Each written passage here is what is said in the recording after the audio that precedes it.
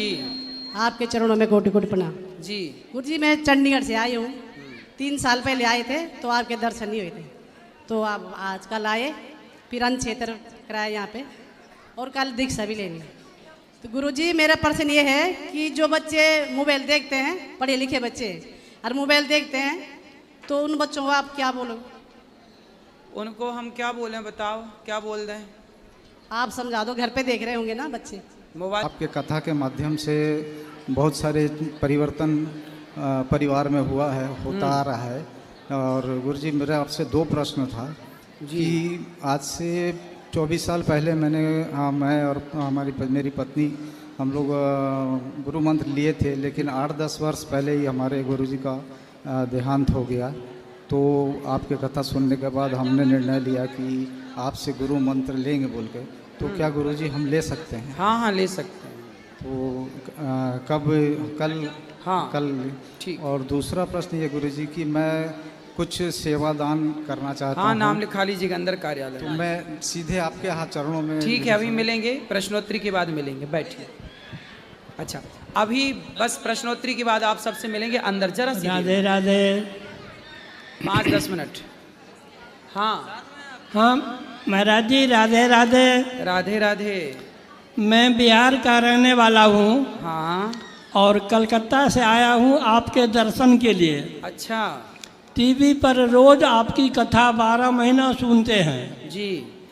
और मैं भी एक छोटा मोटा कथावाचक हूँ। अच्छा तो आपसे हमारी जिज्ञासा ये है कि राजा परीक्षित अपनी माँ के गर्भ में थे, हाँ तो भगवान अश्वत्थामा के ब्रह्मास्त्र से उसकी रक्षा किए, ठीक है। लेकिन वहीं उनका भांजा अभिमन्यु को भगवान क्यों नहीं बचा सके? परीक्षित की रक्षा तो गर्भ में जाके कर दिए, हाँ लेकिन अभिमन्यु को नहीं बचा पाए, क्यों? भगवान चाहते तो बचा लेते, हाँ क्योंकि गुरुजी के पुत्र को भी, मरा हुआ पुत्र को जीवित करके लौटाया है।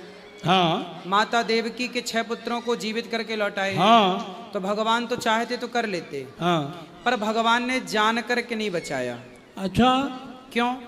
क्योंकि यदि महाभारत में अभिमन्यु की मृत्यु ना होती तो फिर कौरवों की, पितामह की इत्यादि जितने भी लोग हैं उनकी मृत्यु ना होती, क्योंकि कौरवों की तरफ से अधर्म स्टार्ट वहीं से हुआ। अधर्म से मारा ना अभिमन्यु को कौरवों ने। तो कौरवों ने जब अधर्म से मारा तो वहीं से उनके पाप का घड़ा भरा, और पाप का घड़ा जब तक नहीं भरता तो भगवान अंत कैसे करते? तो किसी ना किसी उन कौरवों के नाश के लिए अभिमन्यु को अपना बलिदान देना पड़ा। क्योंकि कई बार आपने देखा होगा, बड़ी मछली को फंसाने के लिए मछली का ही दाना डाला जाता है। हाँ कांटे में मछली को ही ना डाला जाता है, तब बड़ी मछली उस छोटी मछली को खाने आती है और फंस जाती है। तो अभिमन्यु वो छोटी मछली बन गए, जिस छोटी मछली के चक्कर में सारे बड़ी बड़ी मछलियां फंस गईं और सबने उस चक्कर में अधर्म किया। अभिमन्यु को मारने के लिए सारी हदें पार कर दी कौरवों ने। भगवान ने कहा अच्छा मार लो, तुम हमारे एक को मारोगे ना, हम तुम्हारा सर्वनाश कर देंगे, तुमने अधर्म किया है ना। यदि अभिमन्यु ना मरते तो फिर ये बताओ फिर दुर्योधन कैसे मरता?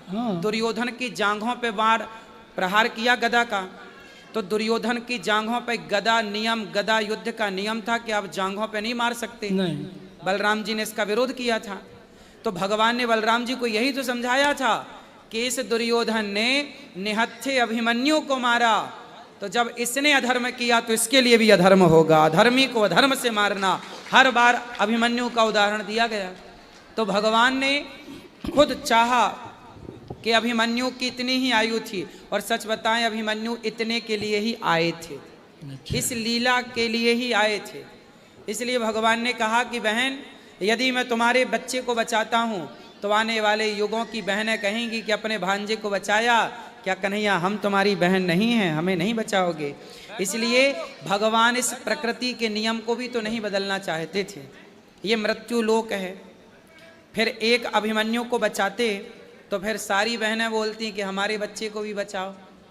तो भगवान फिर प्रकृति के नियम से जो मृत्यु लोक बना है उस नियम से भगवान कैसे समझौता करते, इसलिए मृत्यु लोक में सबको मरना है, तो इसलिए भगवान ने नहीं बचाया कि देखो भाई कल आप ना रोना कि जब आपके परिवार में कोई जाए, देखो भगवान बोले कि मेरा भी भांजा गया, इस मृत्यु लोक में आए हैं तो मरना पड़ेगा, इसलिए इस मृत्यु लोक की मृत्यु को सार्थक भी तो बनाना था। भगवान ही अपने बनाए नियम बदलते तो फिर लोग आरोप लगाते ना कि वाह अपने भांजे के लिए तो आपने तोड़ दिया नियम, तब ये मरा है तो इसके लिए भी आप तोड़ो। इसलिए भगवान ने कहा कि जो कर सकते थे, गुरु जी का बेटा जिंदा करके दिखाया कि देखो मैं मनुष्य नहीं भगवान हूँ। माँ के वचन को काट नहीं सकते थे, इसलिए उनके 6 पुत्रों को जीवित किया, लेकिन जितना कर सकते थे उतना किया, बाकी अभिमन्यु की इतनी ही आयु थी। बहुत बहुत धन्यवाद। धारणा मयैवो भयमामनातम परिपाहि अनुशासनम। हाँ, भगवान कृष्ण कहते हैं कि ब्राह्मण को कभी मारना नहीं चाहिए और आताताई को कभी छोड़ना नहीं चाहिए। हाँ, तो ये जाति से तो ब्राह्मण है अश्वत्थामा, पर कर्मों से आताताई है। अब सवाल आप कर रहे हैं कि जब ब्राह्मणों को मारना नहीं चाहिए तो फिर गुरु द्रोणाचार्य को क्यों मरवाया गया? हाँ। क्योंकि गुरु द्रोणाचार्य जी ने गलतियां की। गलती क्या की कि अपने शिष्य से अंगूठा मांग लिया, एकलव्य से। अच्छा, अब आप हमें पढ़ाओ, आप हमें शिक्षा दो और पढ़ा करके आप हमसे अंगूठा मांग लो कि तुम अपनी विद्या का कहीं प्रयोग ना कर सको, तो क्या ये गुरु का धर्म था? बताइए। धर्म तो नहीं था, लेकिन छल से सीख लिया था ना। कोई बात नहीं, भले छल से सीखा तो विद्या ही तो सीखा था। अपराध क्या किया था उसने? विद्या सीखना क्या अपराध था? ने उनकी प्रतिज्ञा थी, ब्राह्मण के सिवा किसी अन्य को हम नहीं पढ़ाएंगे। क्यों ऐसी प्रतिज्ञा ली? ये प्रतिज्ञा भी गलत थी। क्यों नहीं पढ़ाएंगे? शिक्षा पर सबका अधिकार है, तो क्यों नहीं पढ़ाएंगे? क्या निषाद राज को नहीं पढ़ाया वशिष्ठ जी ने? क्या परशुराम जी ने कर्ण को नहीं पढ़ाया? फिर क्यों आप ऐसी प्रतिज्ञा उल्टी सीधी लेंगे? और जब आप पितामह, जब गुरु द्रोणाचार्य गुरु होकर के आपने एक शिष्य का अंगूठा काटा, अंगूठा कटवाया, तो फिर आपका गला तो कटेगा, क्योंकि आपने जो किया है वो भरपाई तो को ना काहू को सुख दुख कर दाता, निज कृत कर्म भोग सब भ्राता। ये सब कर्मों का दंड है। गुरु द्रोणाचार्य ने जो कर्म किए, भरी सभा में द्रौपदी की जब साड़ी उतर रही थी तो वहां गुरु द्रोणाचार्य भी तो बैठे थे। क्यों नहीं सिर काट दिया दुशासन का? क्यों नहीं तलवार उठाई? आप तो विद्वान भी थे, आप तो योग्य भी थे, आपके बाणों का तो कोई मुकाबला भी नहीं कर सकता था, तो क्यों नहीं आप गुरु थे तो क्यों नहीं अपनी चेली का तुमने रक्षा किया? भाई तुम्हारे शिष्य की बहू तो थी, तो गुरु तो पिता होता है, तो वो द्रौपदी इस रिश्ते से बहू लगी ना, पुत्र की पत्नी, पुत्र वधू लगी ना, तो पुत्र वधू की लाज लुट रही है। और वो चेला आया, अब चेला ने देखा भगवान जी भी खड़े और गुरु जी भी खड़े, चेला कंफ्यूज हो गया। चेला को लगा प्रणाम किसे करूं? तब गुरु जी ने कहा, तब भगवान ने कहा, गोविंदियो बताए, भगवान ने कहा कि बेटा पहले गुरु जी को प्रणाम कर, क्योंकि इनके द्वारा तू मुझ तक पहुंचा है। अब ये बताओ, भगवान ने कहा कि पहला प्रणाम गुरु को करो, तो पहला प्रणाम तो गुरु को ही करना चाहिए। हमारी श्री संप्रदाय में पहला प्रणाम गुरु को ही होता है, दूसरा प्रणाम भगवान को होता है। हाँ। लेकिन गुरु भगवान से कम नहीं है, पर आप गुरु को भगवान भी तो नहीं कह सकते। हमारी संप्रदाय में ये भी तो कह सकते, ये भी है ना कि जैसे स्त्री सबको तो अपना पति नहीं कह सकती ना, तुम भी मेरे पति, तुम भी मेरे पति, ना, पति तो एक होगा ना।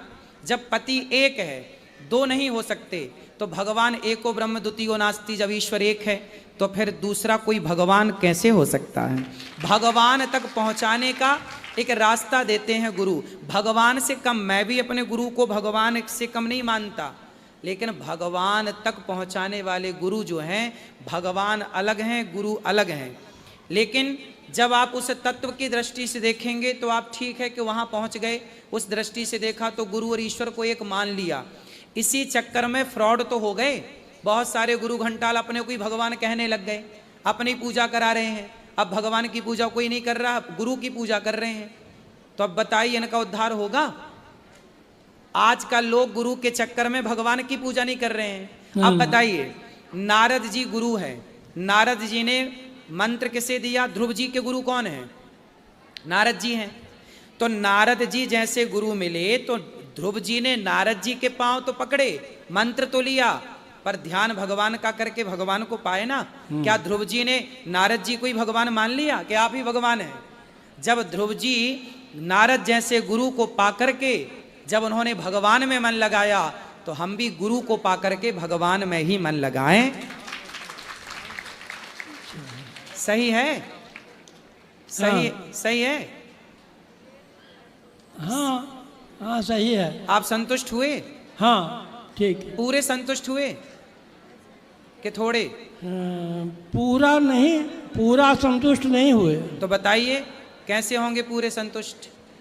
और हमारे जैसे बहुत जिज्ञासु लोग हैं ना ना आप बताइए। ये लोग भी प्रश्न करना चाहते हैं। नहीं आप और कर लीजिए, आप संतुष्ट नहीं हुए तो कर लीजिए, हम और समझाएं और कह दें आपसे। आपको क्या समझाएं, आप तो हमारे पिता तुल्य हाँ हैं। बताइए क्या पूछना है? अच्छा तब तक में याद कर लेते हैं। अच्छा गुरु जी राधे राधे। राधे राधे। आपको चरणों में कोटि कोटि प्रणाम जी। मेरा एक प्रश्न है हाँ कि सनातन धर्म में मुक्ति क्यों चाहते हैं? हाँ और मुक्ति अगर हम चाहें या मिल जाए तो फिर सनातन धर्म को रक्षा कौन करेगा? और गृहस्थ ही ना रहे तो भगवान अवतार कहाँ लेंगे? सही है। और संतों का बाजार ये चलेगा कैसे? गृहस्थ ही तो संत चलते हैं।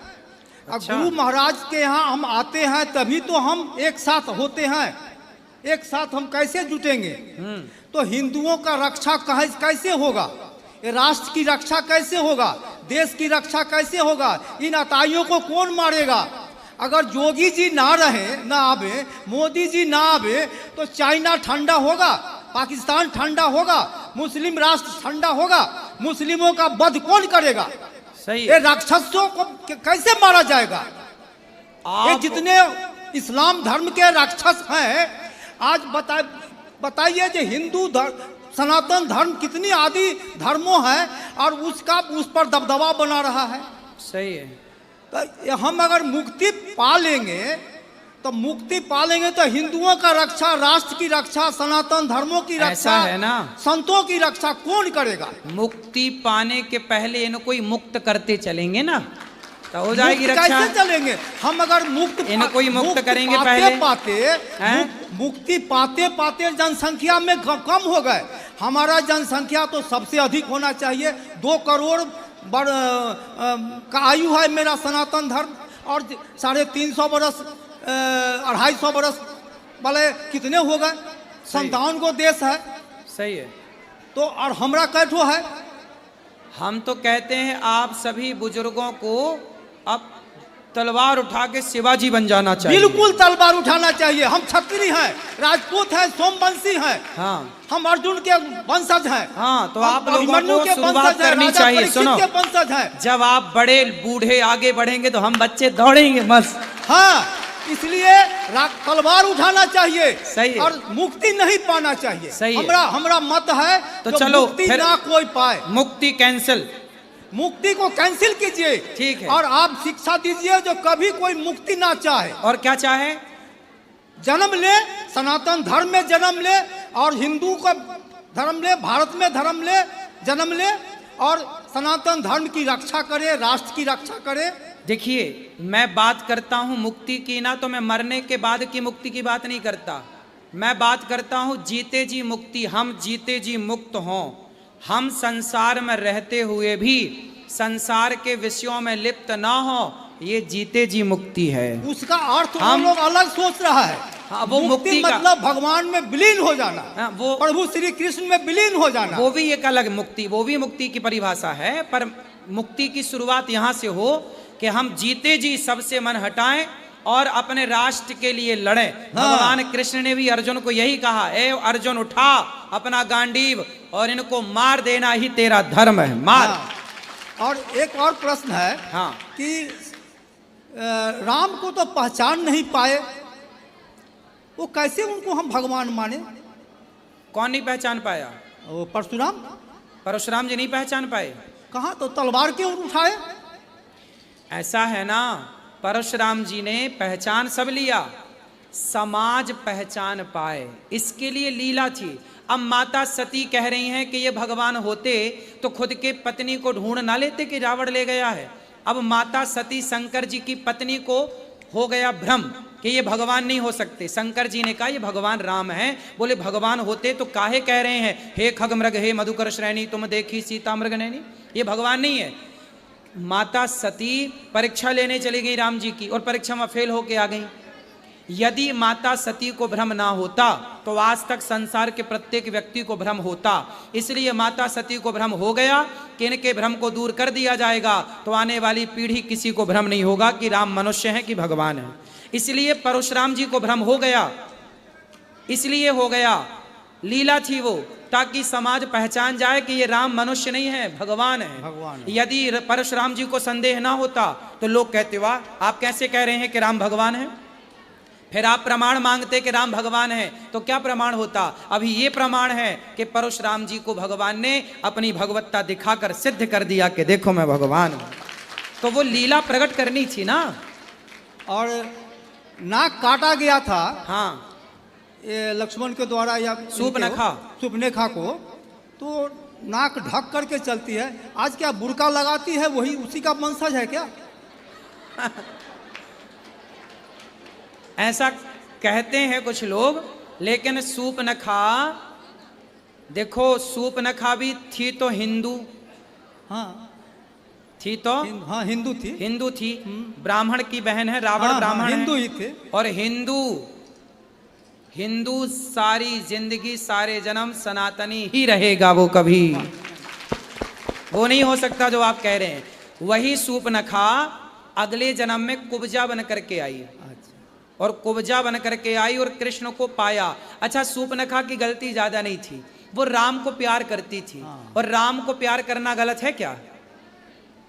नहीं, तो शूर्पणखा बस उद्देश्य तो गलत था।